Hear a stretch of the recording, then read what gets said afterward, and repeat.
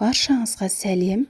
Мен бүгін сіздермен осындай жұмсақ болатын бауырсақтың рецептісімен бөлісемін. Менің видеомды соңына дейін көріп, менің каналыма тіркелуді ұмытпаңыз. Ең алдымен 250 грамм жылы суымызды құйып, үстіне 1 чайный ложка дрожжымызды салып, үстіне 75 грамм қантымызды салып, бетін жауып 10-15 минутқа қалдырамыз. Бөлек ыдысымызды алып, үстіне 3 жұмыртқамызды саламыз. Және оның үстіне 50 грамм майонезімізді салып, ерітілген 25 грамм майымызды салдым. Және 1 чайный ложка тұз салдым.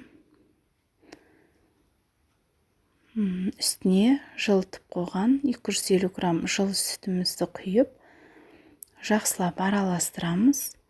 Оның үстіне дайын болған суымызды құйып алып, тағы да араластырып жібереміз.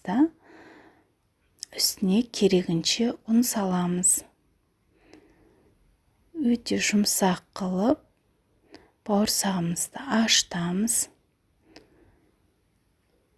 Бауырсақты ашытып, 1,5-2 сағат көлемінде ашып қалады. Оны бір қайырып қойсаңыздар, өте әдемі болады бауырсақтарыңыз.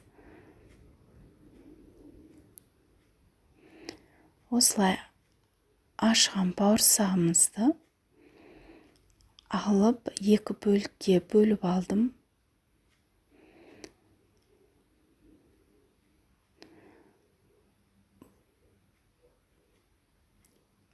Бұл бауырсағымызды енді өте жұқа етпей, сәл қалыңдау қылып, жайып алып,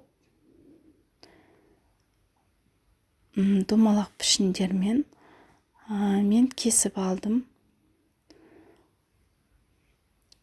Барлығын қойып, үстін жарты сағат көлемінде жауып қоямыз. Қызған майда, баяу отта осылай бауырсақтарымызды пісіріп аламыз.